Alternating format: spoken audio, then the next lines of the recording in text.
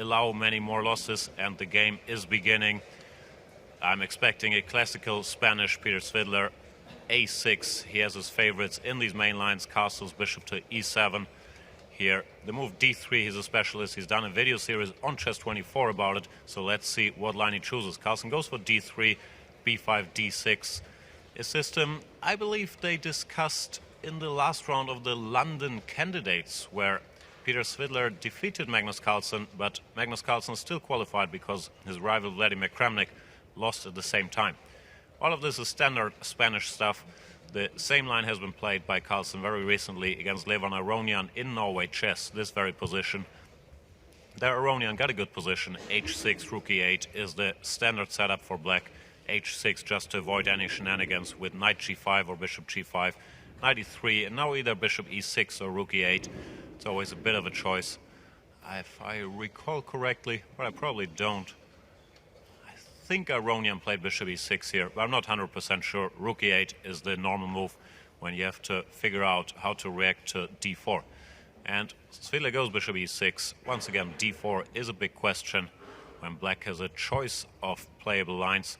The most typical is to just exchange everything on d4, then go for rook c8 and hope that the active pieces compensate for the slightly weakened pawn structure. And looks like that's what Peter Svidler is doing.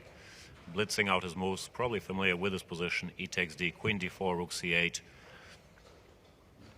When white once again has some options, bishop to b3 or pawn to a4, all of this is still known. I know my way around here because I play the same lines with black. But let's see what Magnus Carlsen has in store. Could also consider some knight jumps. One big question is always if black is ready to leash out with the move d5, and then after e5 some bishop to c5 or knight to e4. Carlsen thinking here a4 or bishop b3, I believe, are the main moves. Let's see what he comes up with. Bishop b3, yeah, that's very typical. Allowing doubled pawns, trying to stop black from going for this d5 advance. I don't think black should take on b3, because then after a takes b3, his a6 pawn is pretty weak. So let's see what Svidler does. Queen to d7 looks like a very normal move. And I'm sure this position is somewhere in my chess analysis notes, but it happens quite often nowadays that you know it's in your notes, but you don't have the slightest idea what your notes say. So I'm sure the same happens to Svidler. He's analyzed his position, but to recall what the best move is here is always very different over the board. He goes for knight to d7, abandons the idea of playing d5, wants to go bishop f6, but vacates the d5 square, which allows a move like knight to d5, which to me looks a bit unpleasant. Knight d5 or even knight f5. I don't think white wants to exchange on e6, and after f takes e6, black should be fine. But these knight jumps to either d5 or f5 do look very tempting to me. And yeah, he goes knight d5. And Svidler agrees to give up the two bishops, banking on the activity of his pieces. Now he will probably gonna play knight to c5, attacking the bishop on b3, and if that bishop removes itself to c2, then a move like bishop to f6, trying to activate on the long diagonal. Alternative route for the knight could be knight to b6, followed by knight to c4, but knight to c5 looks the most normal move to me. Svidler taking his time, slightly behind on the clock. Magnus Carlsen, we've seen it in the rapid, also in the early rounds of the blitz. He's been playing very fast normally, putting guys under pressure clockwise. Knight c5 has been played, and Carlsen doesn't remove the bishop, but goes bishop f4 in order to stop black from going bishop to f6, activating there.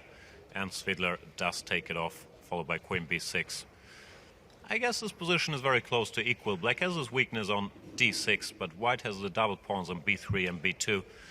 Black is threatening to activate himself a little bit with with rook to c2. I said bishop because I was thinking about the move bishop e3 here, but then queen to c6. So it's going to be hard for Carlsen to unbalance the situation. He could just play a slow move like b4, trying to fix the black weakness on a6. But overall, I believe this is very close to equal.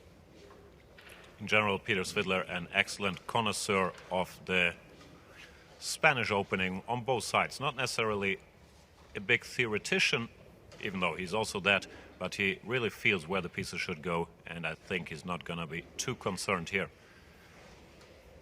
Magnus Carlsen taking a longer time out, Bishop e3 looks normal, but then queen to c6, queen takes, rook takes, and this endgame should be more or less equal. He goes bishop e3, queen c6, and he keeps the queens on the board with queen to f5, trying to cause some damage by following up with rook to c1, overtaking the c-file.